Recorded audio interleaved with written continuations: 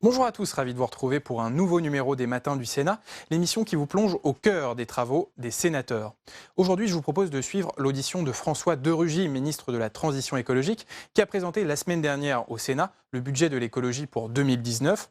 François de Rugy a défendu la fiscalité écologique en pleine grogne contre la hausse des taxes sur les carburants.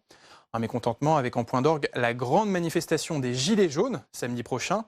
Et le gouvernement veut déminer le terrain avant cette manifestation. Une réunion a eu lieu ce matin à Matignon autour du Premier ministre pour arbitrer des mesures d'accompagnement des populations les plus fragiles, des mesures qui devraient être annoncées mercredi. Mais la semaine dernière, Emmanuel Macron avait déjà donné quelques pistes. Il est question par exemple d'améliorer le chèque énergie qui est versé aujourd'hui aux ménages les plus modestes pour payer leurs factures énergétiques et qui s'élève à 150 € par an. L'aide au transport pour les travailleurs qui font plus de 30 km par jour, mise en place dans la région Hauts-de-France, devrait être généralisée à toute la France. Vous allez le voir, malgré ces annonces, les sénateurs sont opposés à cette hausse de taxes sur les carburants. Je vous laisse écouter l'audition de François de Rugy. Je suis très attaché d'une part au Parlement, mais je crois que mon engagement politique et les mandats que j'ai exercés le démontrent, attaché également au bicamérisme, et je l'ai souvent dit dans mes fonctions précédentes, et notamment au président du Sénat, Gérard Larcher, et attaché donc aux relations que le gouvernement en général, et en tout cas mon ministère, entretient avec les parlementaires, les sénateurs, les députés. Je vous l'ai dit lorsque je vous ai reçu d'ailleurs à mon bureau au ministère, la porte de mon ministère sera toujours ouverte pour les échanges avec les parlementaires, les contributions constructives et puis par ailleurs aussi évidemment les auditions ici à la commission, les débats. Et d'ailleurs le premier débat parlementaire auquel j'ai participé en tant que ministre n'était pas à l'Assemblée nationale mais ici même au Sénat, et c'était un débat sur l'énergie.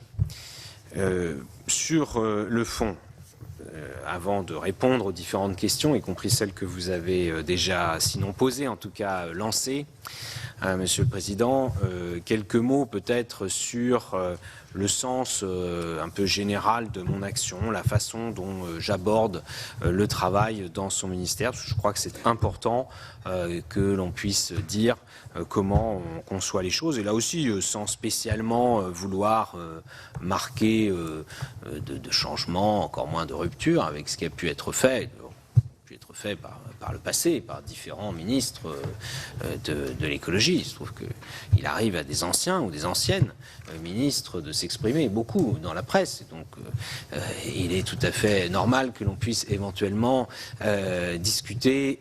Mais moi, je ne suis pas là pour me comparer, je suis là pour développer une certaine vision de l'écologie qui, je le crois, a toujours été la même dans les différents mandats que j'ai exercés au niveau local, au niveau national.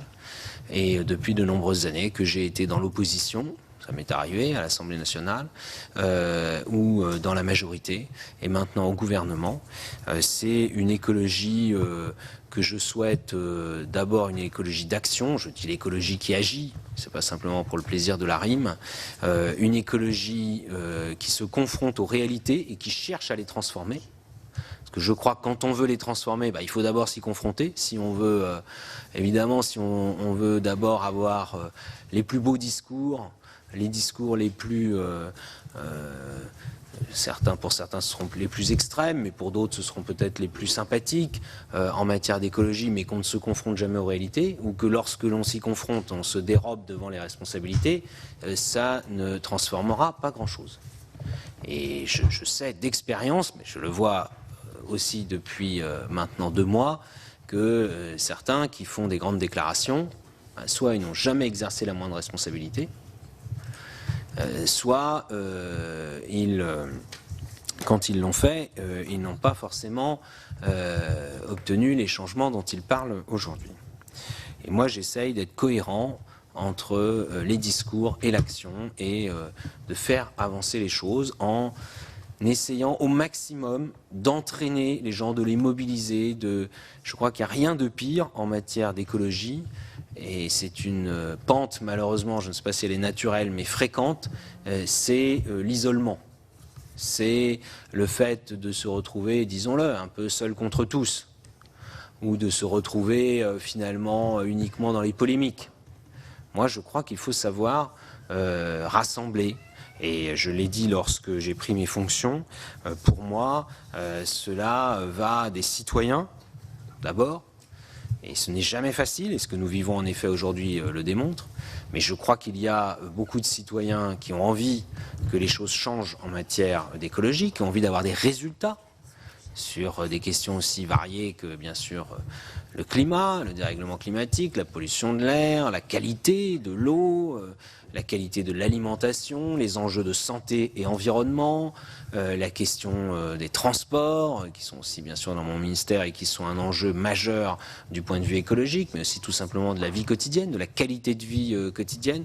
Je pourrais multiplier les exemples dans le domaine de l'énergie, bien sûr, et je suis convaincu que l'heure n'est plus tellement à l'éveil des consciences, mais que l'heure est vraiment à la mobilisation pour l'action. Et on a besoin des citoyens. On ne peut pas être simplement l'État, ça ne peut pas être simplement les pouvoirs publics, ça ne peut pas être simplement les collectivités locales ou les entreprises. On a besoin que les citoyens s'engagent et aussi de non seulement les y aider, de les récompenser aussi parfois, parce que si l'action publique, la fiscalité, etc., les dépenses publiques, finalement elles sont neutres, il ne faut pas s'attendre à ce qu'il y ait beaucoup d'amplification et pas beaucoup de mobilisation. Je pense d'ailleurs que l'une des questions majeures de l'époque que nous vivons en matière d'écologie, c'est de changer d'échelle. Dans le fond, les solutions, souvent, elles existent.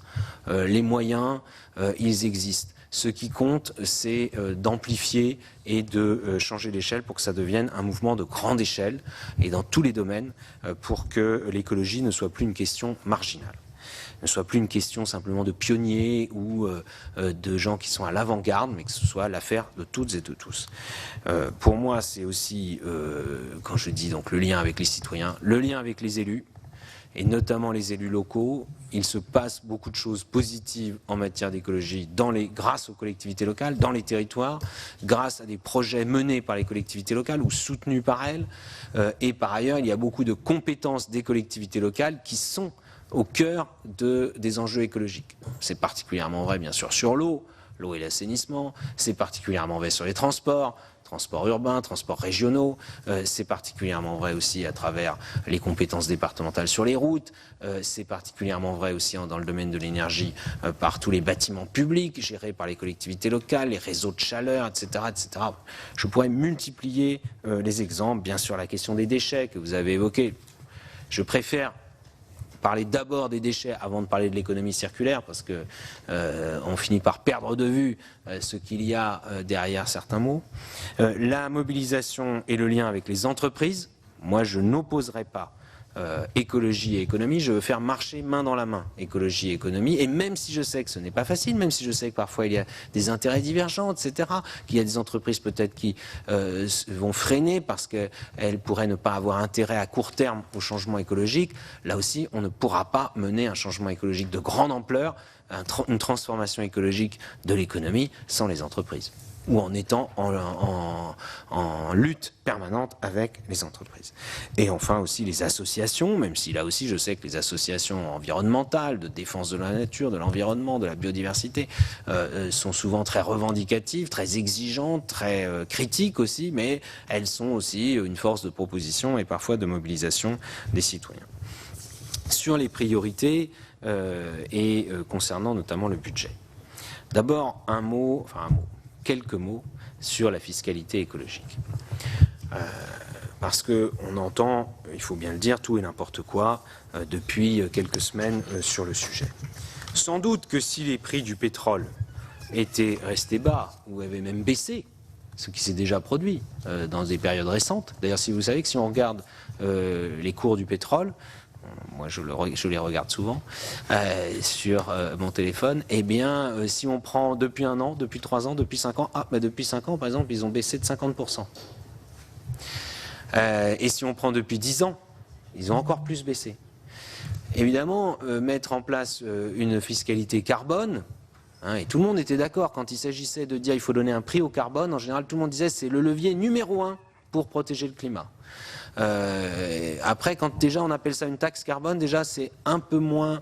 il y a un peu moins de soutien. Puis quand il s'agit de le voter ou de le mettre en œuvre, il y en a encore un peu moins. Puis quand il s'agit de le défendre une fois que c'est mis en œuvre, là, il y en a encore un peu moins.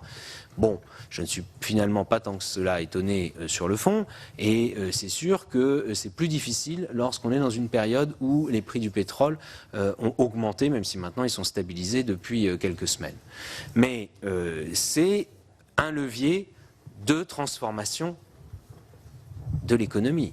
Des moyens, quand on dit il faut transformer nos modes de production et de consommation, la fiscalité en général, et j'imagine que les débats au Sénat sur la fiscalité ne font pas exception, en tout cas tous les débats sur la fiscalité, chaque année, tournent toujours autour du fait que la fiscalité est un levier. Ce n'est pas simplement un moyen de collecter des recettes, ce qui est nécessaire pour faire fonctionner l'État et les collectivités locales, mais c'est un levier pour orienter l'économie. Et c'est vrai pour la fiscalité écologique. C'est un moyen de collecter, évidemment, des recettes. Et, Monsieur le Président, on ne peut pas dire que la fiscalité écologique ne serve pas, j'ai essayé de retenir, l'essentiel ne va pas à l'écologie, avez-vous dit dans votre propos introductif. Et tout de même, alors on peut prendre le problème par différents angles de vue. Il y a environ 34 milliards d'euros collectés au titre de la fiscalité écologique, qui ne réduit pas la fiscalité sur les carburants, et le budget du ministère de la Transition écologique est de 34 milliards d'euros. Alors bien sûr, on peut toujours dire oui, mais dans le ministère, il n'y a pas que... Ah oui, il y a des coûts de personnel, etc. Mais c'est aussi ça qui fait, évidemment, qu'on peut mener une politique écologique. Et quand vous dites qu'il y a une opacité sur les dépenses réalisées, bon, ça, je suis conscient. Je vois bien qu'il y a sans doute encore plus de transparence à faire et surtout de pédagogie à faire sur l'utilisation des recettes. Mais vous savez comme moi qu'il y a des débats qui existent depuis longtemps, et moi je n'ai pas envie de rentrer dans le débat théorique, sur le fait que les recettes, est-ce qu'il vaut mieux qu'elles soient affectées ou pas? Est-ce qu'il vaut mieux qu'elles aillent au budget général? Puis ensuite c'est les choix politiques qui disent voilà à quoi on utilise l'argent. Pour l'impôt sur le revenu, personne ne dit on voudrait savoir si ça sert plutôt... Ça fait partie du débat budgétaire de dire à quoi on affecte les recettes de l'impôt sur le revenu et du reste de la fiscalité. Dans les collectivités locales, on ne dit pas la fiscalité sur le logement doit servir qu'au logement. Bon. Quand on perçoit la CSG, on ne dit pas ah mais je veux être sûr que ce soit pour la santé. C'est pour l'hôpital, c'est pour la santé, la médecine de ville, et c'est aussi pour les retraites, et c'est aussi pour le chômage, etc. etc. Et puis la dernière chose, c'est qu'évidemment, mais moi je suis tout à fait pour relever le défi de la transparence sur les dépenses en matière de transformation écologique. Et évidemment, vous pensez bien que je serai le plus heureux des ministres si on peut augmenter encore les moyens pour la transformation écologique, même si je pense, et je tiens à le dire, que ça ne doit pas être que des moyens publics. L'investissement privé, tous les ans, dans plein de domaines, il est très important, plus important que l'investissement public. Et heureusement, dans le domaine de l'énergie, tous les ans, on investit des sommes colossales dans le domaine de l'énergie, en investissement privé, dans le domaine du logement, dans le domaine des transports. Et donc cela, il doit être orienté dans un sens écologique sans que ça passe uniquement par de l'argent public, évidemment. Et puis, il y a la question d'accompagner les Français dans ce changement. Quand on dit que c'est un levier pour le changement, il ne suffit pas de le dire. En tout cas, notre politique, ce n'est pas de dire débrouillez-vous. Et là, il y a un certain nombre de mesures, vous le savez, le crédit d'impôt transition écologique qui permet par exemple sur les chaudières fuel de financer leur remplacement jusqu'à 30% du montant, c'est la question du chèque énergie, c'est la question des investissements dans les transports en commun. Transports en commun, c'est plus de 13 milliards d'euros par an. C'est plus de 40% dans ce mandat-ci par rapport au mandat précédent. La question des énergies renouvelables, c'est 5,5 milliards d'euros. Mais en fait, si vous regardez dans le budget, vous verrez 7,2. Pourquoi 7,2 ? Parce qu'on a une dette qui s'est accumulée dans les années passées. Et donc, on vient aujourd'hui payer des factures qui n'avaient pas été payées, à EDF en l'occurrence, dans les années passées. C'est-à-dire on avait fait des énergies renouvelables en leur donnant un tarif d'achat garanti, mais qui n'était pas couvert par l'État. Et donc, on est obligé de le payer maintenant. Donc de fait, c'est 7,2 ou 7,3 milliards d'euros dans ce budget pour 2019 pour le soutien aux énergies renouvelables. Si demain on veut les développer davantage, il faudra d'ailleurs qu'on dise quelle est la part de soutien public ou si au contraire ça s'autofinance parce qu'on est sur une compétitivité de prix de marché. Et le chèque énergie, moi j'en dis un mot, il est quand même budgété à hauteur de près de 800 millions d'euros et c'est une évolution et celles et ceux qui sont élus déjà depuis un certain temps le savent bien. Il y avait les tarifs sociaux de l'électricité et du gaz. on a décidé de le transformer en chèque énergie. Ça a été décidé en 2015, mais ça n'a pas été mis en œuvre tout de suite. Ça a ensuite été fait de façon expérimentale en 2017 et on a décidé de le généraliser en 2018 en l'ayant élargi entre-temps au fioul. Et certains peuvent dire, mais c'est pas très écologique d'avoir élargi l'électricité et le gaz au fioul, mais c'est parce que justement, on était dans l'idée qu'il fallait que ce soit un outil de solidarité pour passer le moment de la transition. Ça n'a pas vocation à durer éternellement, puisque, y compris, on veut se débarrasser à terme du chauffage au fioul. Mais pour passer à un moment difficile, qui est celui de l'augmentation des prix de l'énergie, que ce soit sur les marchés mondiaux du pétrole et du gaz, ou que ce soit par le biais de la taxe. Et je ne développe pas, évidemment, le fait que, par ailleurs, il y a d'autres taxes pour les ménages qui baissent, ou pour les entreprises, d'ailleurs, et que c'est un choix politique aussi qui a été fait en 2017, je le dis d'autant plus tranquillement, que ce n'est pas moi qui étais ministre à l'époque, peut-être qu'il n'a pas été assez expliqué, celui-là, qu'il y a eu aussi un transfert de fiscalité pour baisser la taxe d'habitation, pour la supprimer à terme pour 80% des ménages, pour baisser les cotisations sur le travail, pour baisser certaines taxes sur les entreprises, eh bien, on a décidé de taxer davantage la pollution et le carbone. Là aussi, quand il s'agissait du grand principe, tout le monde était d'accord. Et ensuite, quand il s'agit de le mettre en œuvre, il y a des gens qui soit le contestent, soit oublient les baisses. Et évidemment, ils ne regardent que les hausses. Je peux le comprendre de la part des Français. Nous sommes tous pareils, d'ailleurs, dans le fond. Enfin, moi, je crois, il y a toujours des gens qui racontent qu'ils sont prêts à payer plus d'impôts. Mais enfin, dans la réalité, moi, j'en ai jamais rencontré. Et je sais très bien que toutes les majorités politiques qui ont augmenté les impôts, elles ont toujours connu, tôt ou tard, une sanction électorale. Et donc, je sais bien qu'on préférait baisser tous les impôts. Mais à un moment donné, nous faisons aussi le choix de la responsabilité budgétaire et nous assumons qu'il faille financer des investissements publics et des services publics. Vous le savez aussi sur la prime à la conversion pour les véhicules. On l'a voté l'année dernière, on l'a mise en œuvre dès le 1er janvier de cette année et elle fonctionne au-delà des espérances. Elle touche les ménages modestes. 70% de ceux qui en bénéficient sont les ménages non imposables. 95% sont des habitants hors Île-de-France. Et donc notamment plutôt dans les petites villes ou à la campagne. Et à 80%, c'est des vieux diesels qu'on met à la casse. Donc la cible qui était visée, elle a été touchée, mais en nombre, de façon beaucoup plus importante que ce qu'on a prévu. On n'a pas décidé pour autant de freiner, bien au contraire, on va poursuivre l'année prochaine et accélérer, et on est prêt d'ailleurs à lui donner plus d'importance. Voilà sur ce sujet, parce que je crois que c'était très important de ne pas l'éluder, d'en parler d'entrée de jeu. Sur les autres sujets que vous avez évoqués, Monsieur le Président, si vous en êtes d'accord, je propose que, on a bien noté, par ailleurs, on puisse en parler aussi à l'occasion des réponses aux différentes questions. Très bien, Monsieur le Ministre. Je vais donner la parole à Guillaume Chevrollier. Où est-ce qu'il est, Monsieur Chevrollier? Oui, voilà. merci, Monsieur le Président, Monsieur le Ministre d'État. Avant d'intervenir sur mon rapport pour avis sur la transition écologique et la biodiversité, j'aurais voulu faire un petit propos introductif avec des observations générales. Comme vous, compte tenu du contexte de changement climatique, il y a la nécessité de changer les comportements. Il faut le faire, mais aujourd'hui, les gens peuvent-ils le faire? C'est vrai qu'il faut des stratégies long terme avec des visions qui soient claires pour permettre l'acceptabilité, qu'il y ait de la progressivité, de la clarté, de la transparence. Or, dans le contexte du moment, ce qui est ressenti par les gens, c'est que il y a, dans le contexte fiscal aussi imposé par le gouvernement, il y a la non-acceptabilité, il y a la brutalité et il y a l'opacité. Donc, je voulais quand même faire remonter ce que les gens sur le terrain nous disent. Et sur le fait que l'argent n'aille pas suffisamment à la transition énergétique, on a aussi des remontées des professionnels sur l'augmentation de la TGAP sur les déchets. C'est un volet budgétaire, mais il n'y a pas suffisamment justement pour inciter au recyclage. Sur la chaleur, le fonds chaleur, dans le budget 2019, il n'y a toujours pas le doublement du fonds chaleur qui correspondait à une promesse du candidat Macron. Alors que, et je suis persuadé que vous en êtes convaincu également, il y a un véritable avenir sur la chaleur renouvelable.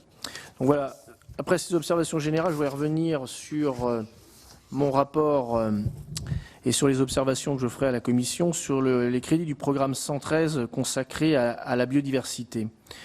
Ils augmentent effectivement d'environ 20 millions d'euros cette année et il y en a 10 qui vont pour l'organisation du congrès à Marseille et 10 millions le reste, ce qui paraît assez limité, qui vont pour financer des actions extrêmement ambitieuses du plan biodiversité. Donc comment comptez-vous être au rendez-vous des prochaines échéances avec un budget assez modeste de ces 10 millions, notamment dans la perspective de la réunion de l'IPBES à Paris au printemps prochain. D'autre part, dans le projet de loi de finances, il n'y a pas de compensation de la perte pour l'ONCFS de la diminution de ses redevances cynégétiques, et ce qui représente un manque à gagner d'environ 20 millions d'euros pour l'établissement. Donc, pour cette année, ça peut fonctionner, mais qu'en sera-t-il l'année prochaine? Parce qu'au final, ce sera de toute façon 20 millions d'euros qui seront en moins pour cet organisme. Nous avons terminé l'acte 1 des Assises de l'eau. Le président en a parlé. Il y a l'acte 2 des Assises de l'eau qui vont bientôt se dérouler. Qu'en attendez-vous concrètement? Ça va démarrer très prochainement. Est-ce que le Parlement sera également associé à ce volet 2 des Assises sur le grand cycle de l'eau? Et est-ce que ça se traduira ensuite par des mesures législatives? Pouvez-vous nous donner également un bilan de votre politique en matière des captages prioritaires et quels sont les moyens que vous souhaitez y consacrer dans le prochain budget? Et enfin, il y a un projet annoncé de fusion de l'ONCFS avec l'Agence française de la biodiversité, alors même que l'Agence française de la biodiversité est un établissement public qui ne fonctionne depuis à peine 2 ans. Est-ce que vous pouvez préciser devant notre commission quel est le calendrier sur ce texte et les motivations à cette fusion qui, dans les débats parlementaires d'il y a 3 ans, était interdite et aujourd'hui, il y a ce projet de fusion et quel impact aussi sur les missions de police de l'environnement? Je vous remercie. Merci. Je vais donner la parole à Monsieur Medevielle, qui est également rapporteur pour avis de la mission écologie, en charge de l'avis sur la prévention des risques. Merci, Monsieur le Président. Monsieur le Ministre, je rejoins bien sûr mes collègues sur l'incompréhension de la fiscalité écologique. Bon, mais est-ce vraiment compréhensible? Je crois que les Français ont besoin d'explications et de lisibilité là-dessus, au moins à court terme, ce qui n'est pas le cas aujourd'hui. Moi, ma première question porte sur la prévention des risques naturels. Je rappelle que sur 2568 communes situées dans un territoire à risque important d'inondation, encore 303 n'ont qu'un plan de prévention des risques prescrit et 342 sont dépourvus de toute initiative. Pour les 303 communes du littoral identifiées après la tempête Xynthia comme présentant un risque particulier, seulement la moitié ont un plan approuvé. Il est indispensable d'accélérer et cela vaut également pour la construction d'ouvrages de protection pour lesquels les collectivités ont besoin d'un soutien financier fort de l'État. À ce titre, la décision prise par le gouvernement l'an passé de plafonner les recettes du fonds Barnier à hauteur de 137 millions d'euros, des recettes issues d'une taxe affectée sur les contrats d'assurance, risque d'avoir un impact sur la politique de prévention des risques, car il ne pourra pas être maintenu plusieurs années de suite sans compromettre un niveau élevé d'intervention. Un amendement a été adopté à l'Assemblée pour lever certaines contraintes dans la gestion des ressources du fonds, mais cela ne modifie pas l'enveloppe totale. Donc, quels sont vos objectifs en matière de prévention des risques naturels, alors que le Président de la République a annoncé des évolutions sur les catastrophes naturelles lors de son déplacement à Saint-Martin au début du mois d'octobre? Deuxième sujet, Monsieur le Ministre, la baisse globale des effectifs qui se poursuit en 2019 avec un schéma d'emploi de moins 813 qui succède à un schéma de moins 830 en 2018, faisant de votre ministère un des plus touchés par la réduction d'effectifs. Lors de plusieurs auditions, nous avons relevé des tensions importantes sur les effectifs des services de l'État et de ses opérateurs au niveau territorial. En d'autres termes, cela implique une présence moindre dans les territoires, au moment même où l'essor des démarches environnementales et l'élaboration de projets innovants nécessitent un accompagnement accru de la part de l'État. Pouvez-vous donc nous indiquer si ces baisses font l'objet d'une répartition stratégique et quelles sont les missions de votre ministère qui sont les plus affectées? Merci. Madame Tocqueville, qui est rapporteure pour avis des crédits de la recherche en matière de développement durable. Merci, Monsieur le Président. Ceci dit, ce n'est pas sur ce point que je vais me permettre d'interroger Monsieur le Ministre d'État, mais sur la pollution de l'air extérieur, à propos de laquelle j'ai commis un rapport récemment. Dans son édition du 30 octobre, Monsieur le Ministre, Le Monde publiait 2 articles consacrés à la pollution de l'air extérieur, évoquant le nombre de victimes, en particulier en France. L'agence européenne qualifie cette situation de tueur invisible et en France, cela s'est chiffré par 35 800 victimes, nous situons en 4e position derrière l'Allemagne, la Pologne et l'Italie. Certes, il y a une légère amélioration, mais la pollution atmosphérique dépasse toujours les limites fixées par l'Union européenne, qui d'ailleurs fixe des seuils inférieurs et moins exigeants à ceux de l'OMS. Dans ce contexte, Monsieur le Ministre, je souhaite revenir sur l'injonction du Conseil d'État faite à l'État français cette année suite à la procédure engagée par la Commission européenne. Et le gouvernement a choisi alors la procédure d'élaboration de feuilles de route pour les 12 régions concernées. Lors des auditions que j'ai menées dans le cadre du rapport consacré donc à cette problématique, 2 causes majeures d'émissions de NO2 ont été ciblées, la circulation plus particulièrement et le chauffage. Aujourd'hui, les arguments donc, pour sensibiliser les usagers à la pollution due à la circulation plus particulièrement passent par la hausse des taxes sur les carburants. Donc, dans les 12 régions concernées, les habitants de ces territoires subissent la double peine, les conséquences dues à la pollution et la hausse des prix à la pompe. J'ai 2 questions, Monsieur le Ministre. Pouvez-vous nous dire quelle est la feuille de route fixée par le gouvernement aujourd'hui pour que notre pays ne soit plus considéré comme un mauvais élève aux yeux de l'Union européenne et honorer ses engagements, par ailleurs jugés trop insuffisants? Et quelle pédagogie envisagez-vous d'élaborer pour expliquer à nos concitoyens pourquoi ils doivent s'acquitter d'un impôt, les taxes, qu'il n'est pas prévu de redistribuer aux régions, en particulier à celles qui sont impactées par les mises en demeure de l'Union européenne? Je vous remercie. Je donne la parole à Monsieur Longeot, qui est rapporteur pour avis de la première partie de la loi de finances et qui, ce matin, justement, nous a présenté son avis budgétaire et qui a proposé à notre commission un certain nombre d'amendements qui ont été adoptés à l'unanimité. Merci, Monsieur le Président. Monsieur le ministre d'État, hausse des carburants. Bon, on ne va pas revenir, hein, ça fait beaucoup de débats en ce moment. Et en plus, la décision de procéder au rapprochement progressif de la fiscalité applicable à l'essence et au diesel fait couler beaucoup d'encre. J'aimerais vous poser une question d'ores et déjà, parce qu'il y a un débat sur ce sujet. A-t-on la certitude que le diesel pollue plus que l'essence? Est-ce quelque chose qui est dans l'air ou quelque chose qui est comme ça et dont on ne sait pas les choses? Sur la TCIP, l'année prochaine, plus 3,7 milliards d'euros et plus 15,4 milliards d'euros sur la période 2017-2022. Que va-t-on faire de ces recettes supplémentaires? Seront-elles affectées, et le Président en a parlé, au budget général de l'État, ou vont-elles permettre de financer de nouvelles mesures pour la transition énergétique?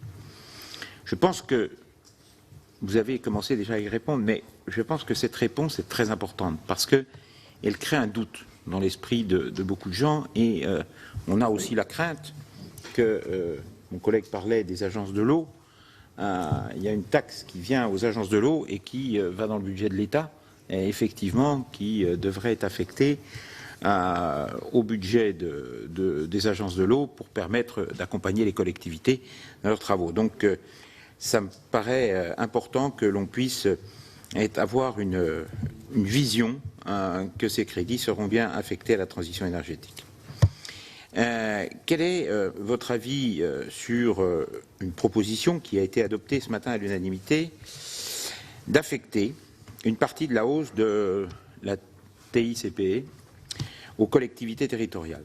Ça me paraît important parce que les collectivités territoriales, à travers les communautés communes, les communautés d'agglo, enfin les EPCI, les régions aussi, qui financent le ferroviaire, ça me paraîtrait quand même important qu'il y ait une partie qui revienne à ces collectivités pour participer effectivement à la transition énergétique.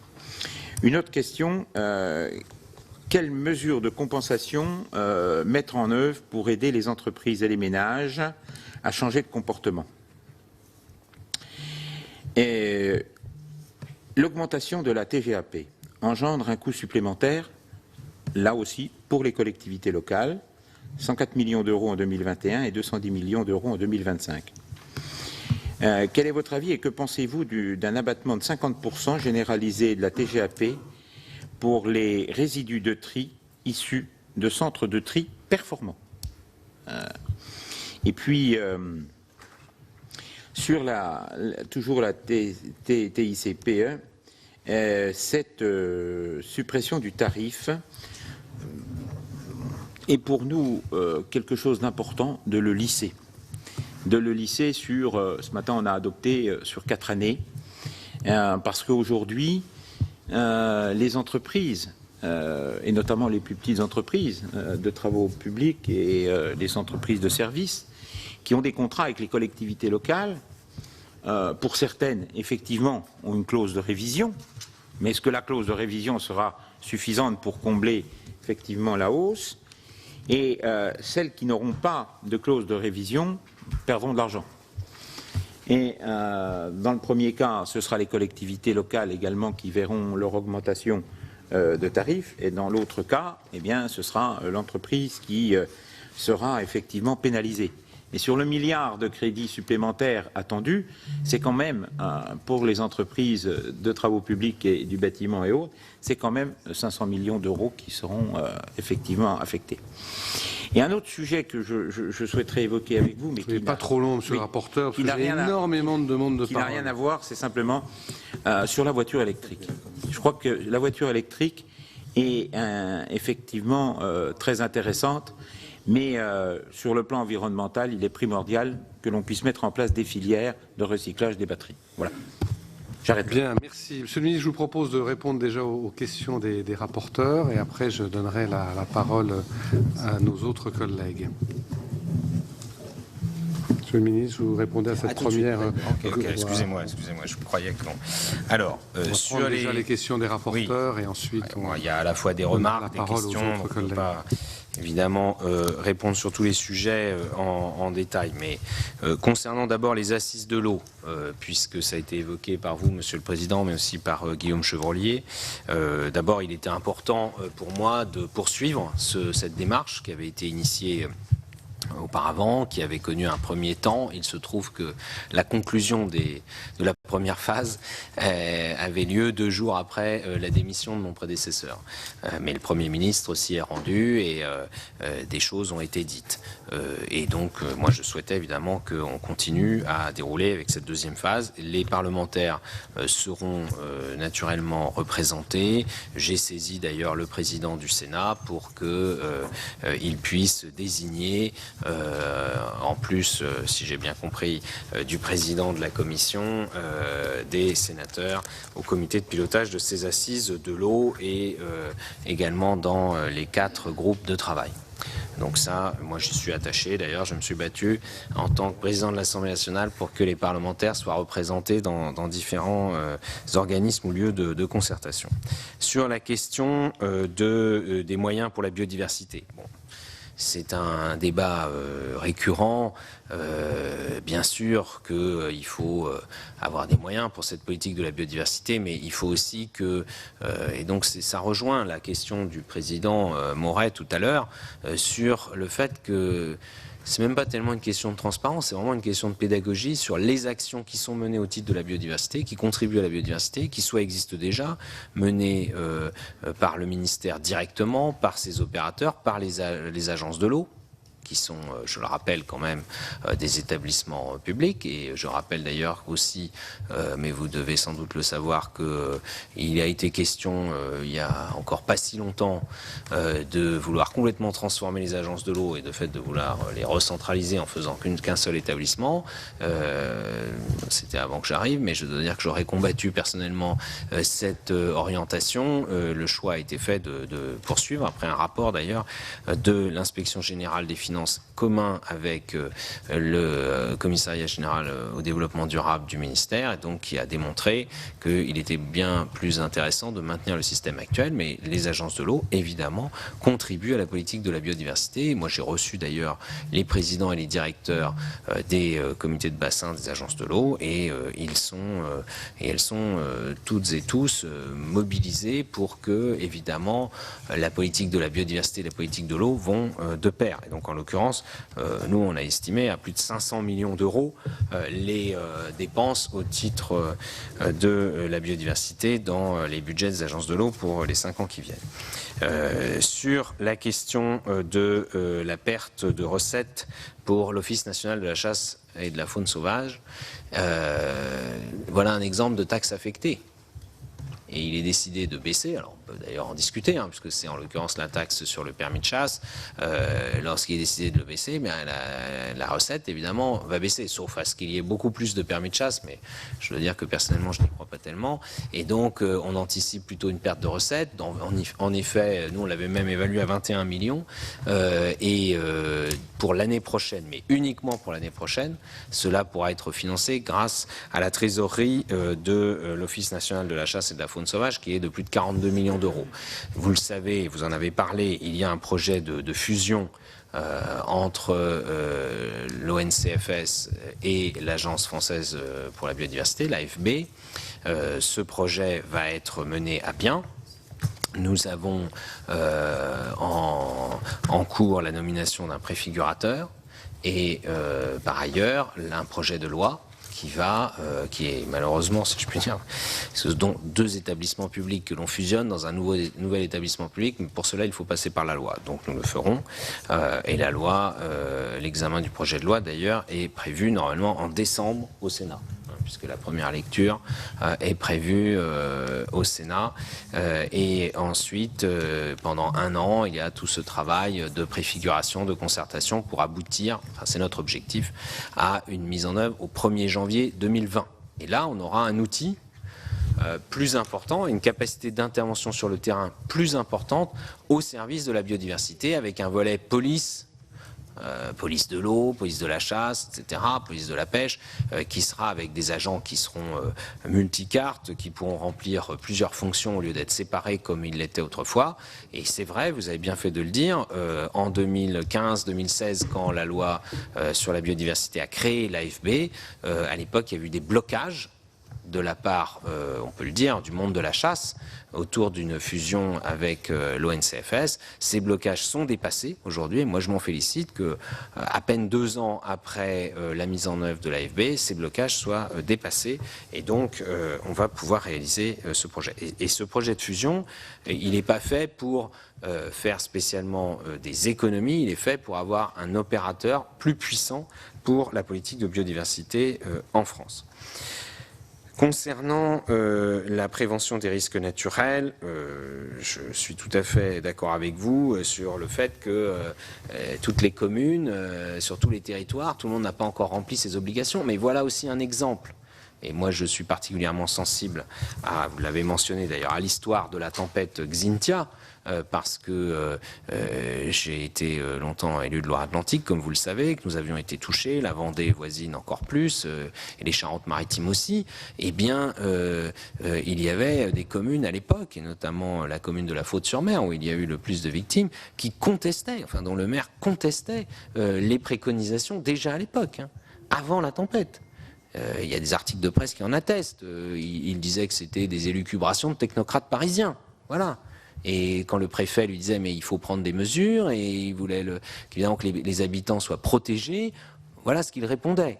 Bon, ça a été établi, y compris d'un point de vue judiciaire. Bon, moi je ne vais pas dire que évidemment tous les élus sont comme ça. Bien au contraire, la plupart des élus souhaitent protéger leur population, mais vous savez comme moi que ce n'est pas facile puisqu'il y a des moments où il faut savoir dire non à des constructions, à des permis de construire. J'ai rencontré le maire de Villegayenc dans l'Aude le lendemain de la catastrophe des inondations, qui a encore fait des trop nombreuses victimes, même s'il y en a eu moins qu'il y a 19 ans.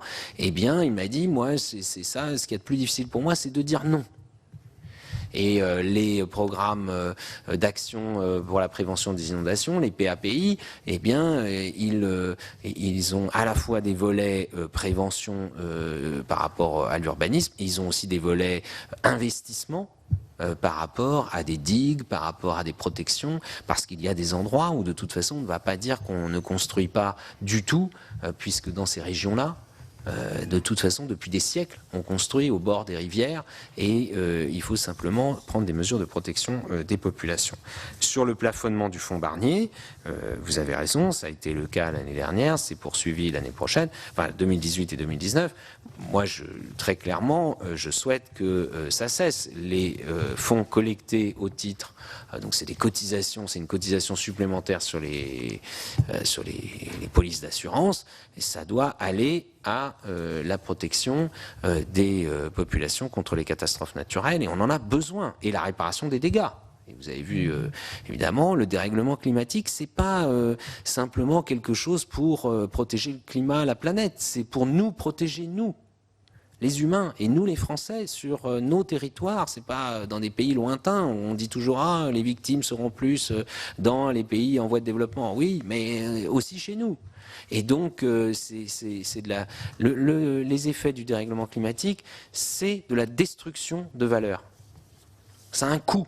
Et donc, ça finit toujours, à un moment donné, par se répercuter quelque part. Là, c'est très concret, puisque c'est sur les contrats d'assurance. Et vous le savez très bien, si demain, on a eu le débat, en tout cas à l'Assemblée, il y a quelques jours, si on veut augmenter les moyens pour à la fois prévenir, par exemple, les inondations, mais d'autres effets du dérèglement climatique, en montagne, au bord de mer, etc., et par ailleurs financer des réparations, eh bien, il va sans doute falloir augmenter. Alors, est-ce que ce sera cette recette-là? Est-ce que ce sera une autre? Et il faudra bien en trouver une. Sur les effectifs, oui, il y a des réductions d'effectifs. Moi, j'assume le fait que nous cherchions à maîtriser les dépenses de fonctionnement. Et dans mon ministère, je crois qu'il n'y en a pas beaucoup comme ça d'ailleurs, où le budget augmente et les dépenses de fonctionnement baissent. Ce qui veut dire que les dépenses d'investissement augmentent. Et moi, je défends cette idée qu'en effet, un certain nombre d'investissements doivent être financés par le budget de l'État. Et donc, c'est un choix de réduire les coûts de fonctionnement et d'augmenter l'investissement. Pour autant, évidemment, il faut que les missions soient assurées. On parle de la prévention des risques. Il y a plus de 3000 agents sur le terrain pour tous les risques. Risques technologiques, risques naturels, etc. Et il faut évidemment du coup conduire un certain nombre de réorganisations internes au ministère, et on pourra en reparler si vous le souhaitez, pour que ce ne soit pas simplement réduire de façon, j'allais dire, homothétique tous les services tels qu'ils existent. Et qu'au contraire, on réfléchisse à des réorganisations. Et avec une volonté d'avoir une présence sur le terrain, dans chaque région. Pas toujours dans chaque département d'ailleurs, moi je préfère le dire dans toute honnêteté, parce que sinon on aura des services rachitiques dans chaque département, mais qu'à l'échelle des régions, alors les anciennes régions, les nouvelles régions, parce que les nouvelles régions, elles, comme c'est les méga-régions, ça crée de l'éloignement, donc il faut trouver la bonne échelle pour qu'il y ait de l'efficacité et en même temps de la proximité. Sur la pollution de l'air, moi je suis alors depuis très longtemps mobilisé sur ce sujet, mais on ne peut pas dire les habitants subissent la double peine, la pollution et la taxe sur les carburants, ou la question du diesel. Et je vais répondre aussi sur la question du diesel. À un moment donné, c'est un moyen de changer les choses, et évidemment, ça ne produit pas ses effets immédiatement. Le parc automobile français, 32 millions de véhicules particuliers, un peu plus de 19 millions de véhicules qui fonctionnent avec des moteurs diesel, un peu plus de 12 millions qui fonctionnent avec des véhicules à moteur essence. Et ça, c'est parce que pendant des années, on a incité les gens à s'équiper en voiture diesel par le biais d'un carburant moins taxé. Il y avait une détaxe sur le gasoil qu'il n'y avait pas sur l'essence. Et aujourd'hui, d'ailleurs, le parc automobile commence, il y a une décrue, et d'ailleurs, les mesures que nous prenons y contribuent, puisqu'on met à la casse davantage de voitures diesel. Et les achats de véhicules neufs, eux, la proportion s'est complètement inversée. En 6 ans, on est passé de 72% des véhicules neufs vendus en France en véhicules diesel à 36%. C'est les chiffres de septembre-octobre. Et c'est en partie grâce aux choix politiques, mais c'est aussi les effets du Dieselgate, etc., d'une prise de conscience. Donc c'est un combat de longue haleine sur la question de la pollution de l'air qu'il faut mener. Évidemment que la fiscalité diesel-essence n'est pas le seul levier, heureusement. Les normes anti-pollution des véhicules en sont un majeur, qui a permis de progresser d'ailleurs, et aussi, bien sûr, la question aujourd'hui, notamment là où il y a le plus de concentration en ville, des restrictions de circulation. Mais moi, je veux le dire aussi de façon très transparente. Une bonne politique en matière d'écologie, comme en matière de santé, on pourrait faire le parallèle avec le tabac. Eh bien, c'est une politique où il y a une part d'incitation et une part de contrainte. Si on veut faire croire aux Français qu'on peut le faire avec zéro contrainte, on leur ment. On n'aura pas de résultat. Si on me dit « Ah oui, il faut lutter contre la pollution de l'air », mais non, il ne faut aucune mesure restrictive de circulation dans les villes, nous assumons avec d'ailleurs les maires, les présidents d'intercommunautés que nous avons réunis avec Elisabeth Borne pour lancer les zones à faible émission. Mais les zones à faible émission, je ne veux pas raconter d'histoire aux gens. On ne va pas décréter la faible émission qui va comme ça se réaliser toute seule. Ce seront des restrictions de circulation. Les véhicules les plus polluants seront progressivement interdits d'un certain nombre de périmètres de circulation. Sinon, on n'aura pas de résultat. Et en plus, on ne travaille pas dans un cadre où on dit que rien ne va changer. Le parc automobile se renouvelle. On veut l'électrifier d'ailleurs progressivement. On s'est battu pour des normes européennes exigeantes. Et donc on est dans une tendance, on travaille avec les constructeurs automobiles pour qu'ils aient des offres aujourd'hui beaucoup plus diversifiées. Je ne sais pas si vous êtes allé comme moi au salon de l'auto, vous avez pu voir qu'il y avait des voitures maintenant de toutes marques, françaises, étrangères, avec des prix qui baissent. Électrique, hybride électrique rechargeable, donc zéro émission sur plusieurs dizaines de kilomètres, notamment en ville, et ainsi de suite. Les voitures essence continuent aussi à progresser pour baisser leur consommation. Et je réponds sur le diesel. Le diesel pollue-t-il plus que l'essence? C'était ça votre question. Il y a des études scientifiques et des études sanitaires. Le diesel, son principal défaut, c'est les particules fines. Voilà. Il y a aussi les oxydes d'azote, mais c'est les particules fines. Et ça, il en émet alors que les véhicules essence n'en émettent pas. Voilà, ça c'est scientifique. Après, les véhicules essence, tendanciellement, ils avaient tendance à consommer un peu plus à puissance équivalente, à nombre de kilomètres parcourus équivalent que le moteur diesel. Donc moi, je ne suis pas là à dire, voilà, il y en a un qui est tout méchant et l'autre qui est tout gentil. Hein, mais sur la question de la pollution de l'air, si on veut lutter contre les particules fines, il faut réduire et sans doute à terme d'ailleurs sortir du diesel. Les bus qui utilisaient massivement du diesel, il y a des villes, des collectivités qui ont déjà fait le choix. Il y en a une que je connais bien parce que j'en ai été l'élu et que j'ai contribué à ce programme dès 2001. La ville de Nantes a fait le choix des bus au gaz, par exemple. Paris-Île-de-France, la RATP, Île-de-France Mobilité se lance enfin, mais se lance dans un programme de bus au gaz et de bus électriques. Et ça va permettre, là aussi, de réduire la pollution de l'air, pas simplement Paris intramuros. La TICPE et la question d'affecter aux collectivités locales. Je connais cette revendication, je la comprends tout à fait. Je voudrais quand même rappeler qu'aujourd'hui, dans ce qui est perçu par la fiscalité écologique en général, il y en a plus de 12 milliards qui revient aux collectivités locales. Plus de 12 milliards dans les dotations. Parce que ces dotations, leur financement ne tombe pas du ciel. Et les dotations, ce n'est pas le fruit d'une fiscalité affectée. C'est le budget général de l'État et il y en a une part de ces recettes d'origine qui vient de la fiscalité écologique. Mais ce n'est pas nouveau. Et en plus, il y a une part qui est affectée de la taxe intérieure sur les carburants et les produits énergétiques qui va aux régions. Ça, en plus, il y en a une part affectée.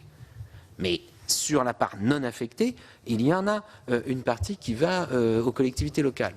Après, de dire on pourrait en donner une part supplémentaire sur des projets spécifiquement écologiques. Le sénateur Dantec m'en a parlé aussi dès que j'ai été nommé. Moi, je suis prêt à regarder les choses. Après, vous le savez bien, si on donne un peu plus d'argent là, on en donnera un peu moins là. Hein, là aussi, il faut qu'on soit concret. Ou alors, on augmente les impôts tous azimuts. Mais moi, je crois que les Français ils trouvent qu'il y a déjà un niveau qui est déjà globalement trop élevé. Donc voilà. Non, mais parce que j'entends quand même beaucoup je vous le dis, on n'a pas encore fait les débats au Sénat, mais à l'Assemblée nationale, si on mettait bout à bout toutes les demandes, c'est l'augmentation de la fiscalité tous azimuts. Et les augmentations de TICPE et de taxes carbone n'y suffiraient pas. Là, ce que vous avez dit aussi sur les recettes sur 5 ans, vous avez parlé, ou ça a été dit aussi pour la TGAP, etc., c'est avec l'idée que rien ne bougera en 5 ans. Et bien sûr que si. Les Français vont changer. Ils ont déjà commencé à le faire. Ne croyons pas que les Français sont figés. Moi, je ne suis pas de ceux qui disent, et je l'avais dit à l'époque, que le peuple français, c'est les Gaulois réfractaires au changement. Donc, les Français changent. Ils achètent des voitures qui consomment moins, ils roulent moins. Ils transforment en chaudière au fioul, en chaudière au gaz quand ils le peuvent, ou en pompe à chaleur. Donc ça fait moins de consommation, ça fera moins de rentrée fiscale d'ailleurs. Mais c'est normal, c'est le but, c'est que ce soit un levier. La TGAP sur les déchets, le but c'est de mettre moins de déchets en décharge. C'est pas que pendant les 5 ans qui viennent, rien ne bouge, ou alors on considère que c'est une fatalité. Il y a 30% de nos déchets en France qui vont encore en décharge. On ne peut pas se satisfaire de cette situation, et donc nous souhaitons évidemment qu'il y ait des changements, et là aussi les collectivités locales en mènent déjà, il faut les accompagner et que la fiscalité soit cohérente avec cela. Merci, Monsieur le Ministre. Je ne veux pas rallonger les débats. Et puis, il y a beaucoup de questions qui vont être posées, qui reviendront sûrement sur un certain nombre de sujets. Mais la question et le sens de l'amendement qui a été voté ce matin par notre commission, tendant à ce qu'une part de la taxe carbone revienne aux collectivités locales, porte principalement sur la dynamique et l'augmentation qui est annoncée en termes de TICPE, puisque vous le savez, entre 2017 et 2022, ça va être une recette supplémentaire de 15 milliards qui, au jour d'aujourd'hui, ira uniquement à l'État. C'est ça le sujet. Et quand vous dites qu'il y a une part de TICPE qui va aux collectivités locales, pour être tout à fait précis, il faut dire que ça va aux régions. Ça va pas au bloc communal. Le bloc communal, qui a quand même une responsabilité éminente, que ce soit la commune ou les intercos en termes de transition écologique, que ce soit en termes de mobilité, et la loi sur les mobilités qui viendra prochainement ne fera que renforcer la chose, en termes d'économie d'énergie, notamment sur les bâtiments, là, il n'y a pas de TICPE affecté. Et donc, on ne peut pas, je sais que c'est la position de l'État, d'une manière générale, et quel que soit le gouvernement, on ne peut pas partager les responsabilités, partager les charges et ne jamais partager la cagnotte. Je me suis permis la semaine dernière, en parodiant le président de la République, de dire qu'il fallait aussi partager le pognon. Voilà. C'est ça le sens de ce qui a été dit. Et je pense que dans les 17 sénateurs qui vont s'exprimer, ça reviendra. Et encore un mot sur un autre sujet. Vous avez évoqué l'utilité de certaines contraintes réglementaires. Je crois que les contraintes réglementaires et financières, on peut les comprendre si elles peuvent être efficaces. Mais encore une fois, quand on augmente le prix du carburant à des Français qui ont le choix entre la voiture individuelle et la voiture individuelle, je ne suis pas sûr que ça leur permette de changer de comportement. Voilà, donc je vais donner la parole à Monsieur Fouché. Oui, j'en prie, Monsieur le Ministre. Puisque vous avez relancé de fait le débat, bien sûr que la taxe carbone, elle va augmenter et qu'elle va donc rapporter plus avant que les gens changent de comportement. Et à ce moment-là, son rendement sera décroissant d'ailleurs. Mais ça, on l'a annoncé d'ailleurs. Nous, on a joué carte sur table. Le gouvernement, la majorité parlementaire de l'Assemblée, quand on a voté le budget en 2017, la programmation des finances publiques sur 5 ans, on a dit les choses. Donc ça, on prend personne en traître. Le signal prix que tout le monde réclamait sur l'énergie en général et le carbone, les énergies carbonées en particulier, pour lutter contre le dérèglement climatique, c'est ainsi qu'il est donné. Bon. Ensuite, on ne peut pas regarder uniquement un silo qui est le silo de la fiscalité écologique et le silo de la transformation écologique. Ou alors on me dit, le budget, il n'est plus fait du tout de la même façon. Il y a le ministère de l'écologie qui perçoit les taxes en matière écologique et qui dépense le produit en matière écologique. Mais vous savez très bien que le budget français ne fonctionne pas comme ça. Il y a toujours eu dans le budget français une part de taxes affectées.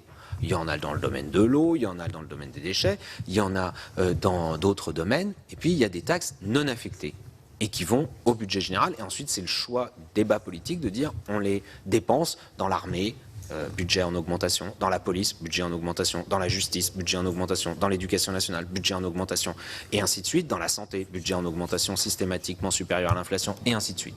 Et à ce moment-là, 15 milliards en effet de plus, 11 milliards de moins sur la taxe d'habitation. pour les ménages, pour les Français, pas pour les... Là, on ne parle pas des entreprises. Les collectivités locales, vous le savez comme moi, il y avait eu des baisses de dotation fortes dans les 5 dernières années. On a mis un coup d'arrêt à cette politique. Et on a proposé autre chose qui est la contractualisation. Donc vous voyez bien que là aussi, il faut bien le financer. Il faut un équilibre, et à tout cela dans un budget qui est encore en déficit. On essaye de le réduire, mais il est encore en déficit. Et la dette continue du coup à augmenter. Voilà, c'est dans ce cadre-là qu'on agit, c'est pas avec, même si ici on est à la Commission du développement durable, que moi je suis ministre de la transition écologique et solidaire et qu'on est en période budgétaire, on ne peut pas regarder le budget et la fiscalité uniquement par tranche. Il faut le regarder quand même globalement. Bien, je ne répondrai pas par manque de temps et parce que, encore une fois, il y a beaucoup de demandes d'intervention. Comme j'ai beaucoup de demandes, parce que j'ai 17 demandes de prise de parole, je serai assez strict sur le temps accordé à chacun et je demande donc à chacune et chacun d'entre vous de rester dans un temps de 2 minutes. Monsieur Fouché. Très rapidement, Monsieur le Président, Monsieur le Ministre d'État. Bon, simplement quelques questions. Sur la hausse des taxes des carburants, il semblerait, d'après les chiffres qu'on a, c'est que 19% de cette hausse sera affectée à la transition écologique et qu'il y aurait 81% qui resteraient affectés à d'autres missions de l'État ou des endettements, je ne sais pas. On a déjà été échaudé dans ce domaine en ce qui concerne la sécurité routière, puisque la Cour des comptes a précisé que 25% du produit des amendes, contrairement à ce qui avait été dit, est parti au désendettement de l'État. Le deuxième point que je voulais évoquer, c'est l'imposition forfaitaire sur les entreprises de réseau, l'IFER. Bon, vous avez un programme de suppression d'un certain nombre de centrales nucléaires. Fessenheim, le gouvernement précédent a mis des mois et n'a pas pu avancer. Donc je ne pense pas que vous puissiez faire autant que vous le pensez. Mais aujourd'hui, le budget qui est alloué notamment dans le cadre de CTFR aux collectivités est en diminution de 2%, alors qu'en 2009, il avait été précisé que les chiffres ne bougeaient pas. Il a été baissé de 14%, maintenant il est à nouveau de 2%, et ce sont les communes, les intercos qui sont touchés. Je voudrais savoir quelle est la part qui concerne les départements, parce que là-dessus, on n'a aucune information. Troisième question sur les énergies renouvelables. Le rapport de la Cour des comptes de 18 avril 2018 indique que la politique de soutien aux énergies renouvelables est incohérente, inefficace et extrêmement coûteuse. Et donc c'est le rapport de la Cour des comptes, ce qui quand même me paraît important. Donc je voudrais attirer votre attention sur les éoliennes. Parce que, bon, effectivement, c'est quelque chose d'intéressant, mais pour que les choses soient mises en ordre, je veux dire, c'est un bazar sans nom, tous les maires sont démarchés, il y a des boîtes sérieuses, il y a EDF, il y a les régies d'électricité, mais il y a des boîtes étrangères qui viennent, les maires acceptent parce qu'ils touchent de l'argent, et on est en train de défigurer le paysage français. Beaucoup de communes disent oui, dans toutes les communes on dit oui, parce qu'on touche de l'argent, et en définitive, ces boîtes certaines ne sont pas sérieuses, et quand elles vont foutre le camp ou déposer le bilan, comment ça va se passer? Donc je souhaiterais que vous mettiez en place un plan par département qui permette d'avoir des champs d'éoliennes et qu'ensuite il y ait une répartition financière qui soit faite comme le nucléaire sur les différentes collectivités. Merci Monsieur Fouché. Je n'ai pas dépassé les 2 minutes. Si, 2 minutes 27. Monsieur Vaspart. Votre pendu n'est pas tout à fait à l'heure. Ah, c'est possible. Merci Monsieur le Président, Monsieur le Ministre. Je suis allé comme vous au Salon de l'Auto. Effectivement, on a vu une évolution technologique considérable. Les constructeurs vont évidemment vers l'hybride d'abord, puis le tout électrique ensuite, le véhicule autonome, etc. Nous recevions il y a quelques semaines une personne du GIEC qui a attiré notre attention évidemment sur à nouveau les difficultés d'évolution climatique. Et on sent effectivement qu'il y a une évolution vers l'électricité. Il y a une question qui se pose, c'est qu'on entend moins parler par les constructeurs français des problèmes de l'hydrogène, enfin les solutions hydrogène. Par contre, se pose le problème, si on va véritablement vers tout électrique entre guillemets, se pose le problème de la production d'électricité. Quid? On ferme des centrales à charbon, ce qui est logique. On a la volonté de fermer Fessenheim, peut-être d'autres. On entend certains interlocuteurs que nous interviewons nous dire qu'il y a suffisamment de production d'électricité en France pour faire face à ce développement vers le tout électrique, et on entend EDF nous dire qu'il faudrait vraisemblablement 1, 2, voire plus d'EPR supplémentaires. Alors, quelle est la position du gouvernement sur le sujet ? Et je peux terminer sur une question plus locale, s'il me reste quelques secondes. Je ne vais pas la développer, Monsieur le Ministre, mais j'aimerais que vous regardiez le problème de la gestion des sédiments de la Rance. C'est beaucoup plus local, là. C'est un dossier sur lequel on a beaucoup de difficultés. Ségolène Royal avait chargé des inspecteurs de la CGEDD, voilà, de faire un rapport. Le rapport a été fait, mais on a bien du mal à mettre l'opération en route. Merci. Merci, Monsieur Vaspart, de vous être exprimé en moins de 2 minutes. Monsieur Berry-Debat. Oui, merci, Monsieur le Président. Beaucoup de questions ont été évoquées avec moi. Il y avait celle notamment de la fusion de l'AFB et de l'ONCFS et quel était le rôle, vous y avez répondu en partie, comment vous voyez la part police qui serait organisée avec le rassemblement des 2 structures. Bien entendu, il y a le problème de la non-compréhension de l'affectation des dépenses, enfin des recettes liées de la fiscalité écologique. Quand vous nous annoncez 34 milliards d'un côté, 34 milliards de l'autre, honnêtement, on ne comprend pas beaucoup. Quand vous nous dites que une part de TICPE est affectée à travers les collectivités locales, j'arrive pas à comprendre non plus beaucoup là-dessus. Mais bon, le débat peut-être nous permettra d'y voir un peu plus clair. Ma question portera également une seule question, c'est celle sur le problème du partage de l'eau et notamment des ressources en eau pour l'agriculture. Nous avons dans un certain nombre de départements, et le mien n'est pas exempt de cette problématique, des problèmes à constituer des réserves. Donc, quelle est votre vision concernant des réserves collinaires? Il s'agit de la Dordogne, département rural par excellence.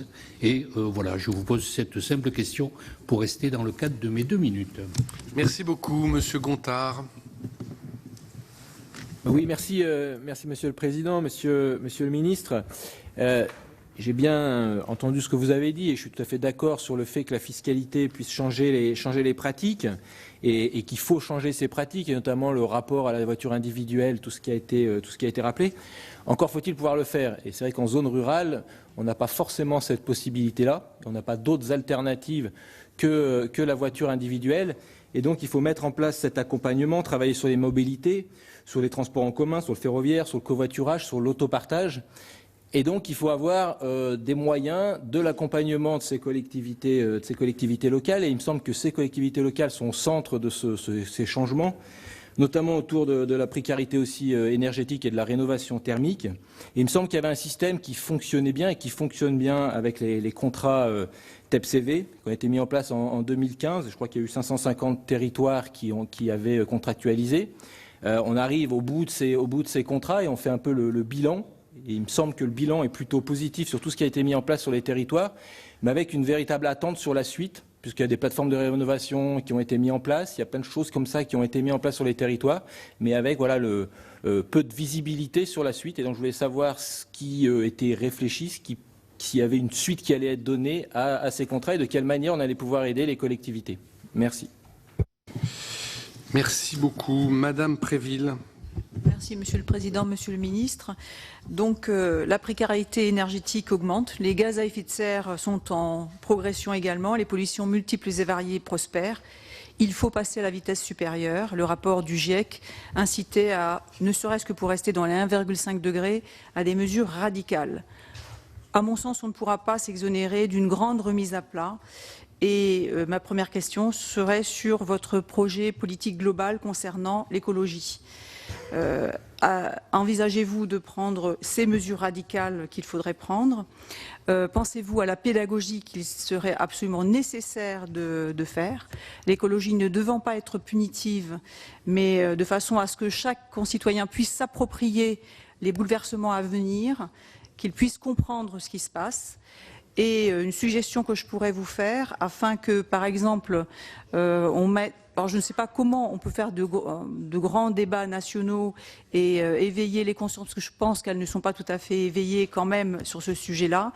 Peut-être des clips qui passeraient par exemple à la télévision, et peut-être pour mettre à profit nos jeunes qui sont pleins d'intelligence et de créativité ainsi que leurs professeurs, que vous puissiez lancer un grand concours, par exemple, afin que tout le monde puisse s'emparer du sujet. Et par là même, par les jeunes, les parents également. Concernant des mesures radicales, j'avais aussi, parce que beaucoup de choses ont déjà été évoquées, sur la TGAP amont. Les consommateurs, d'une certaine manière, sont captifs quand ils font des achats. Est-ce qu'il ne serait pas nécessaire d'abord et en toute logique qu'il y ait une TGAP amont concernant donc les entreprises qui suremballent et en quelque sorte pollueur-payeur, quoi.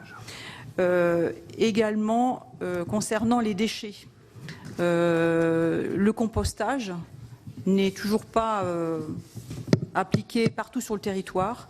Est-ce que ce ne serait pas une mesure facile à mettre en œuvre au niveau des coûts et au niveau des installations? Voilà, donc j'arrête puisque j'ai déjà dépassé. Merci beaucoup. Monsieur Dantec. Oui, merci, Monsieur le Président. C'est le Sénat qui a voté l'augmentation de la trajectoire de la contribution carbone-énergie. C'était un amendement que j'ai eu le plaisir de défendre avec mon collègue Ladislas Poniatowski. Autant dire que nous étions quand même sur un consensus fort. Et finalement, le prix aujourd'hui de la contribution climat-énergie n'est pas très différent de ce qu'on a voté au moment de la loi de transition énergétique. Simplement, dès 2016, tous les réseaux de collectivités territoriales ont mis sur la table une proposition commune de dotation additionnelle climat pour accompagner la compétence nouvelle que nous avions créée dans la loi, c'est-à-dire les PCAET, les plans climat, air, énergie, obligatoires pour les intercommunalités et la dimension climat dans les STRADET. Donc nous avions une compétence nouvelle obligatoire dans la loi et nous n'avions pas de financement de cette compétence. Donc dès le départ, dès 2016 et avant même le débat qu'on a aujourd'hui, nous avions fait le lien et assumé, j'assume toujours, l'augmentation de la contribution climat-énergie, et on avait fait tout de suite le lien avec le fait qu'on avait créé une compétence pour les territoires et qu'il fallait financer cette compétence. 3 ans après, on est dans la situation qu'on connaît, et effectivement, la plupart des territoires n'ont pas mis en place leur PCAET ou le volet climat. Ce qui fait que la France aujourd'hui voit ses émissions de gaz à effet de serre augmenter, puisque ce sont les territoires qui bougent la vie quotidienne et qu'une large part des émissions de CO2 sont liées à la vie quotidienne. Donc il y a, au-delà du débat sur les grandes masses financières dans lequel on pourrait passer des heures, chacun avec ses arguments, on voit bien qu'il y a un problème, un manque dans la stratégie nationale bas carbone, et qu'effectivement, dans le contexte, avec en plus de grandes fractures territoriales entre les uns et les autres qui ne sont pas à égalité vis-à-vis de l'augmentation de la contribution climat-énergie, il y a urgence à aller vers les territoires. Donc, moi je le rappelle, il y a unanimité de tous les réseaux de collectivités pour que ce soit uniquement les intercos et les régions qui touchent cette dotation, que ce soit, c'est le mot que vous avez utilisé, Monsieur le Ministre, une contractualisation avec des obligations de résultats. Donc, je crois qu'il est vraiment temps de créer ce narratif, parce que là, il y a une faiblesse qui se voit, y compris dans les émissions de CO2 françaises. Et ma question va donc être extrêmement simple. Est-ce que vous acceptez de mettre en place le groupe de travail que tous les réseaux français de collectivités territoriales ensemble, AMS, France Urbaine, Région de France, vous demandent? Merci, Monsieur Léonard.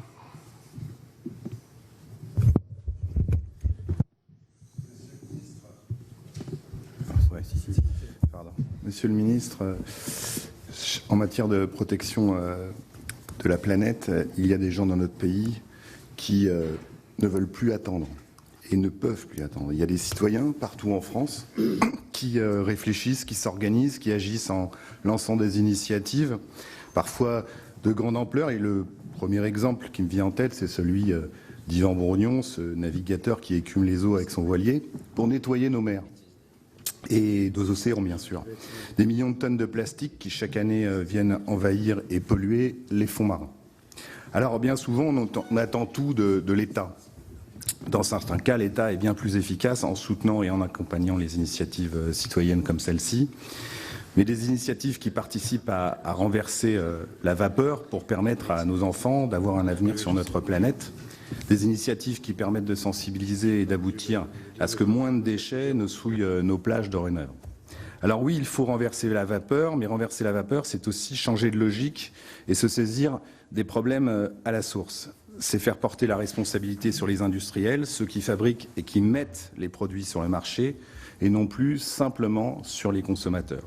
C'est par conséquent d'obliger les groupes et les entreprises à se tourner vers l'économie circulaire, en les contraignant à fabriquer des produits recyclables et à chaque fois que c'est possible de fabriquer avec des matières recyclées.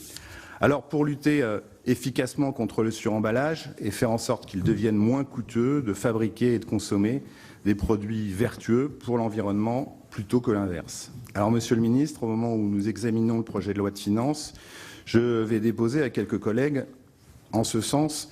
Nous proposons d'arrêter de taxer les gestionnaires de déchets qui ne sont pas responsables de la non-recyclabilité des produits.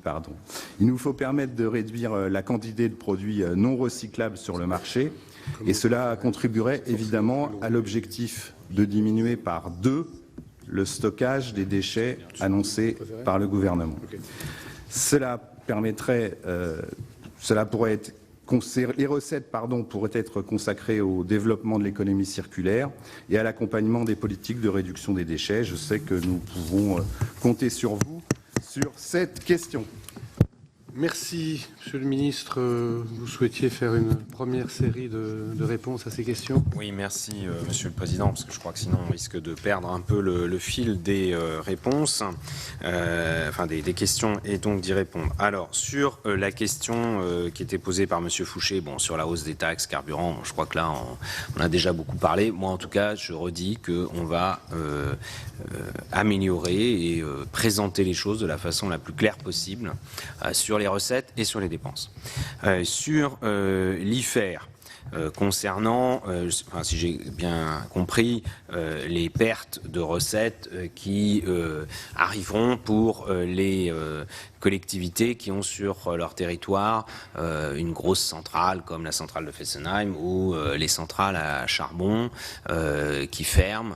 Nous avons prévu des dispositifs. Alors d'abord, nous faisons la transparence totale et chaque fois que je réunis les élus sur, bien sûr, les recettes et les pertes liées à ces fermetures et donc des dispositifs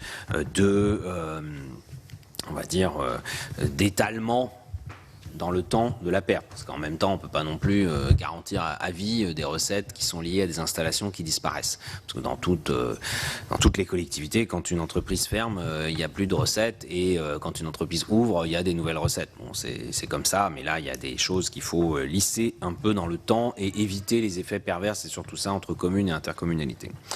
Sur la question posée par la Cour des comptes, politique de soutien incohérente, coûteuse et inefficace aux énergies renouvelables. Moi, ce que je constate, c'est qu'on essaye justement de mettre de l'ordre, comme vous avez dit. D'abord, les éoliennes, on ne les implante pas comme ça. Il y a des schémas régionaux. Il y a quand même un gros travail qui a été fait d'ailleurs avec les collectivités locales, avec les services de l'État, qui ne date pas d'aujourd'hui. Et heureusement, moi, ce que je constate, en revanche, c'est que si vous regardez la carte de France d'implantation des éoliennes, par exemple, terrestres, il y a quand même des gros trous. C'est-à-dire qu'il y a des départements entiers où il n'y en a pas une seule. Alors il y a des endroits où c'est pas pertinent parce qu'il n'y a pas de vent. Bon, ok, d'accord. Il y a des endroits où c'est très difficile parce que quand on additionne toutes les contraintes, et Dieu sait s'il y en a des contraintes. Moi je vais vous dire, je pense qu'il y en a trop. Mais on a déjà fait un peu le ménage ces dernières années pour faire de la simplification. Mais il y a souvent la tentation de remettre des contraintes. Du coup, il y a des endroits où on ne peut plus en faire beaucoup. Et donc moi je souhaite quand même, je pense par exemple que si vous regardez la carte de France, il y a un quart sud-ouest là quand même par exemple, il n'y en a vraiment pas beaucoup. Il faut quand même que ça s'équilibre un peu. Et il faut que les choses aillent de l'avant parce que là, on est sur une énergie, une production d'électricité qui est aujourd'hui à un prix compétitif avec le prix de marché. Donc en plus, ça n'enclenchera pas de subventions pour l'éolien et pour le solaire. Le solaire, c'est pareil. Personne n'en a parlé, mais j'en profite. Le solaire photovoltaïque, aujourd'hui, si on veut le développer, on sait qu'il y a un potentiel en France. Je rappelle quand même, tout ça, c'est de l'énergie où on utilise nos ressources au lieu d'importer de l'uranium, du pétrole ou du gaz. La facture pétrolière et gazière dans notre commerce extérieur, c'est 50 à 70 milliards selon les années en fonction du prix du pétrole. Et c'est du déficit à 100%. À partir de là, sur le solaire photovoltaïque, c'est pareil, les centrales au sol qui permettent aujourd'hui d'avoir un coût qui est compétitif avec le prix de marché, le prix de gros d'électricité. Et là aussi, ça se fait pas n'importe comment, mais il faut que ça puisse se faire.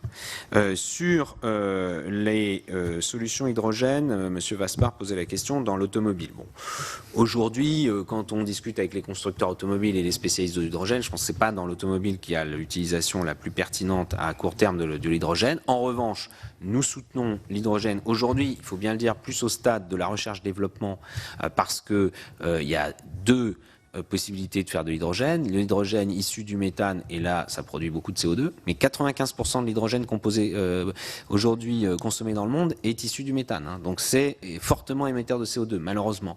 Donc c'est de transformer, et notamment dans l'hydrogène industriel, puisqu'aujourd'hui en France, l'hydrogène est surtout utilisé dans l'industrie, vers de l'hydrogène issu de l'électrolyse de l'eau. Mais aujourd'hui, il coûte 2 fois plus cher que l'hydrogène issu du méthane.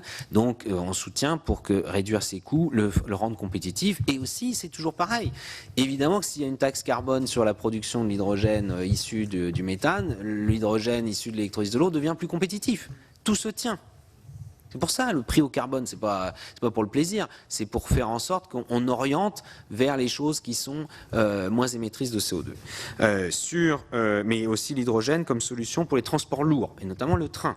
Et là, on y croit. Il y a un constructeur français en plus, Alstom, malheureusement, qui le développe actuellement en Allemagne, mais il y aura des projets en France. Et aussi sur les troisième possibilité, le stockage.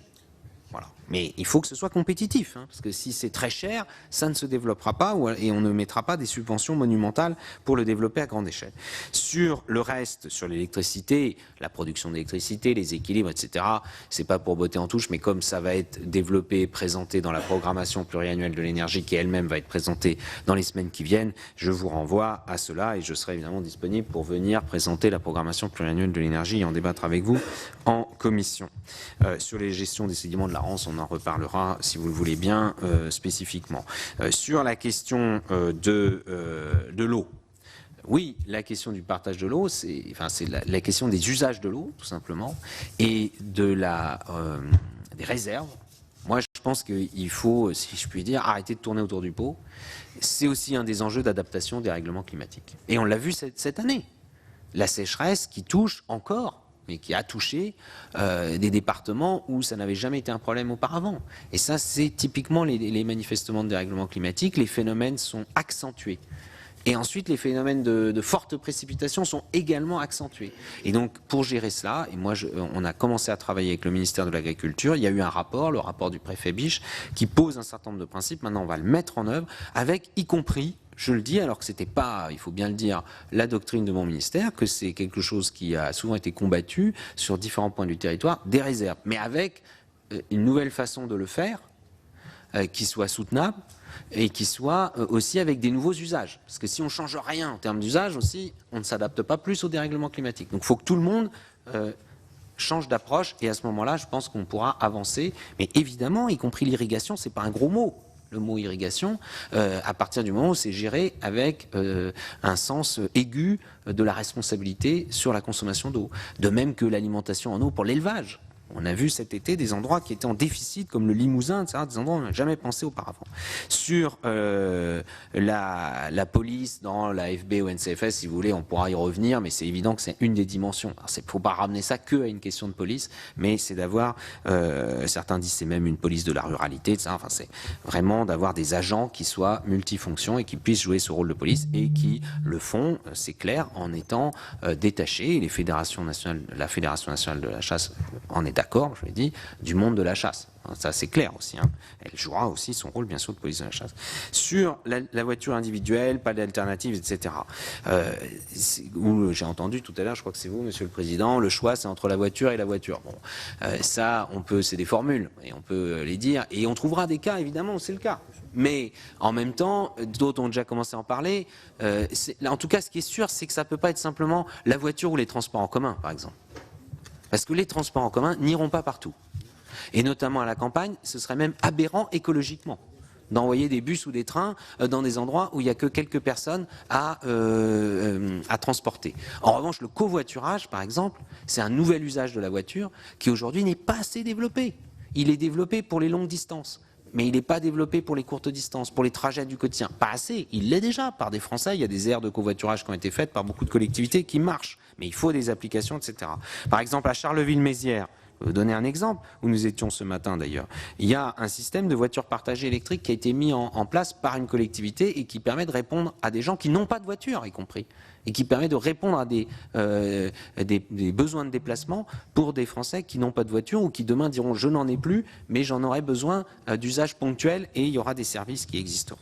Sur les TEPCV, les territoires, là, ce système-là, c'est mon prédécesseur qui l'avait dit d'ailleurs, il ne sera pas poursuivi. On va au bout de ceux qui ont été signés, on honore les engagements qui ont été pris alors qu'ils n'avaient pas toujours été financés, donc ça, on tient là-dessus. Mais nous, notre politique, c'est plutôt les contrats de transition écologique, et donc c'est pas la même chose, hein, mais ce sera une autre démarche, sachant que sur le bilan des TEPCV, tout le monde n'a pas tout à fait la même appréciation, comme vous savez, entre effet de levier, qui est l'intérêt, une subvention de l'État, mais qui crée un effet de levier sur les territoires, et effet d'aubaine.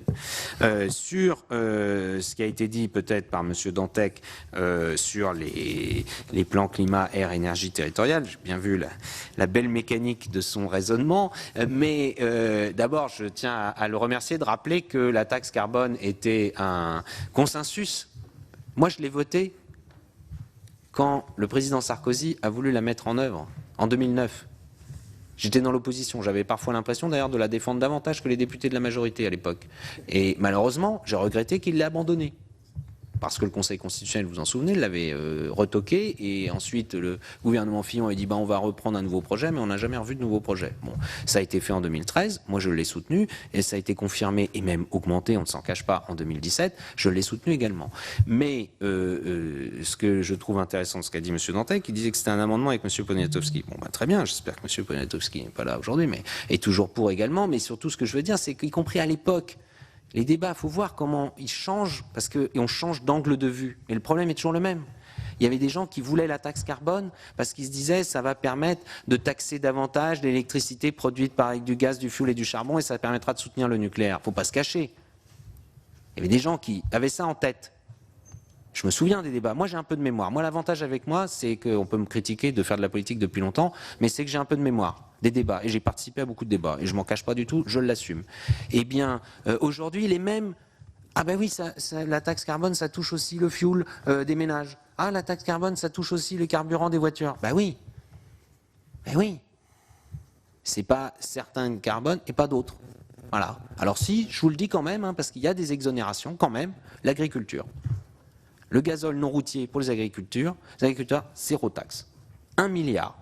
On peut dire, voilà, c'est une niche fiscale, 1 milliard. Et cette année même, on va plus loin, parce qu'il y avait avant, ils payaient une partie qui leur a été remboursée, il n'y aura plus ça, donc c'est 250 millions que l'État va faciliter en trésorerie. Et autre cas, les électro-intensifs. On l'assume dans l'industrie, électro-intensive. Bon, c'est pas facile. Parce que, évidemment, les gens peuvent se dire mais pourquoi moi on me taxe ma voiture et puis la grosse usine à côté on la taxe pas. Mais si on le fait pas, c'est des usines qui disparaissent purement et simplement de notre territoire. Bon, il faudra bien trouver des solutions demain quand même pour les intégrer dans le système.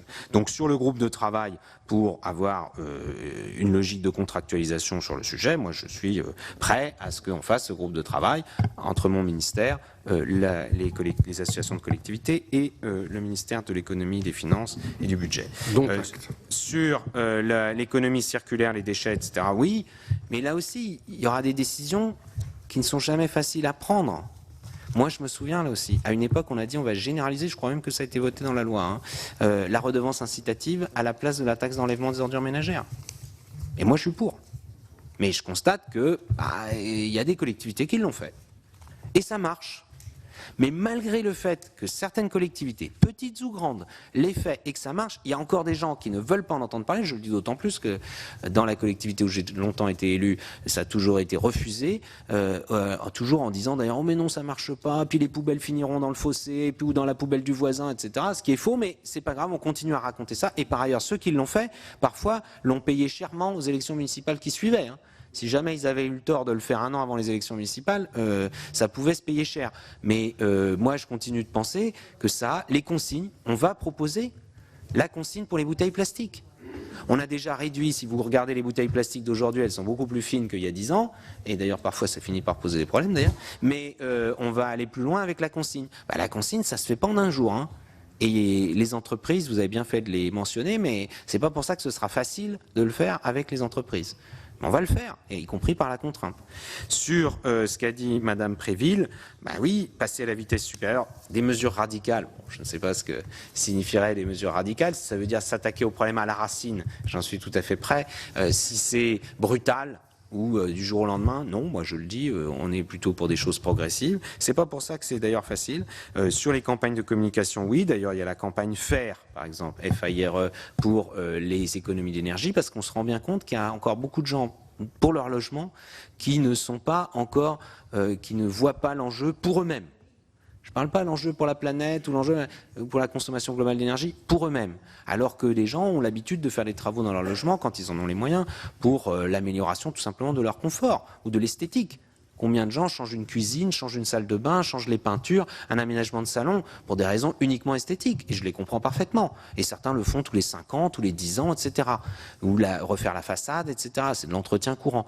Là, il faut qu'on ait le même raisonnement, mais pour les économies d'énergie. Et d'ailleurs, y compris les gens qui l'ont fait, et ils peuvent en témoigner, il faut s'appuyer d'ailleurs sur leurs expériences, disent c'est aussi une amélioration de confort, avant d'être une amélioration de la facture et avant d'être une amélioration pour la planète.